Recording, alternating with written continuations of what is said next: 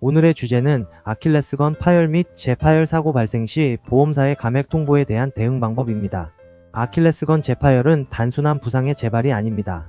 보상 실무적으로는 1차 사고와의 인과관계, 퇴행성 변화가 아님을 입증하는 사고의 외래성, 그리고 기왕증 기여도를 방어하기 위한 신체적 취약성 분석이 복합적으로 얽힌 단순하지 않은 사안입니다.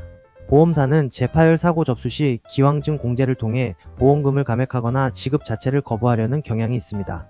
오늘은 이러한 보험사의 삭감이나 면책 통보에 대해 정당한 권리를 확보하기 위한 실무 기준을 짚어보겠습니다. 재파열 보상의 성패는 급성 외상임을 증명하는 외래성 입증에 달려 있습니다. 가장 강력한 의학적 증거는 수술 기록지 상의 혈종 발견입니다. 이는 퇴행성 변화가 아닌 외부 충격에 의한 파열임을 입증하는 핵심 지표입니다. 축구 등 스포츠 활동 중 발생한 사고는 초진 기록지의 사고 경위가 기초가 됩니다. 헬스장 PT 등 전문가 지도 하에 발생한 사고는 시설 배상 책임 보험을 통해 위자료와 일실 수익까지 확보할 수 있으며 판례상 시설 측 책임을 80%까지 인정받을 수 있습니다.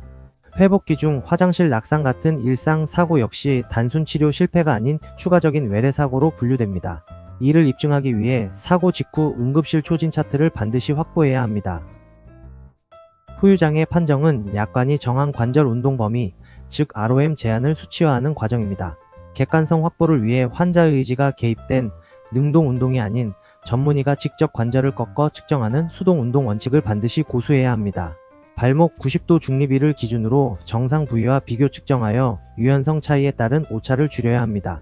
정상 범위 110도 기준, 제한 정도에 따라 지급률이 결정됩니다.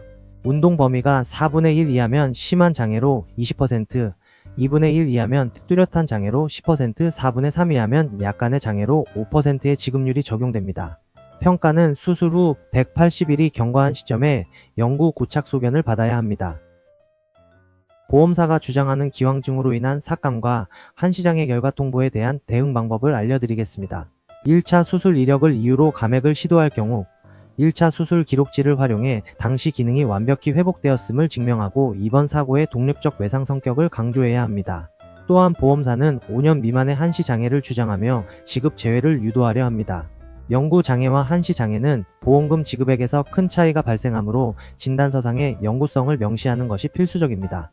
협력병원에 편향된 자문 결과가 의심된다면 제3의 중립적인 상급 종합병원을 통한 동시감정 제도를 전략적 카드로 활용하여 객관성을 확보해야 합니다.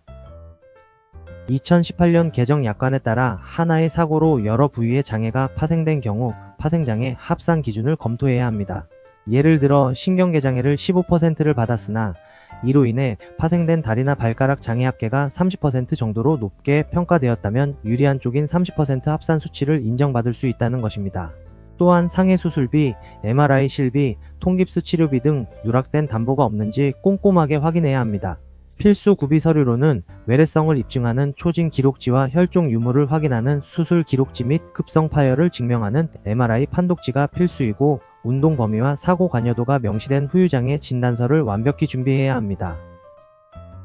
보험사의 자의적인 해석을 차단하기 위해서는 전문가가 작성한 검토 의견서를 통해 신속한 지급을 촉구해야 합니다. 특히 현장 조사 시 의료정보 차단 가이드를 엄격히 준수해야 합니다. 국민건강보험 지급 내역이나 국세청 의료비 자료 열람 동의는 단호히 거부하십시오. 이는 사고와 무관한 과거의 경미한 진료 기록까지 찾아내서 결국엔 기왕증으로 왜곡하려는 전형적인 수법입니다. 의료 기록 열람은 오직 이번 2차 사고와 직접적으로 연관된 범위에 한정하여 제한적으로 동의하는 것이 실무적으로 안전합니다. 정보의 필터링의 범위가 결국엔 보상 결과를 결정하기 때문입니다.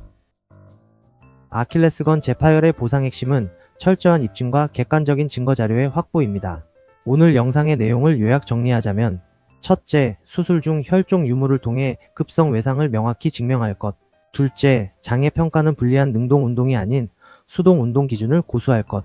셋째, 보험사의 포괄적 의료 동의 요구는 거절하고 제한적인 정보만 제공할 것.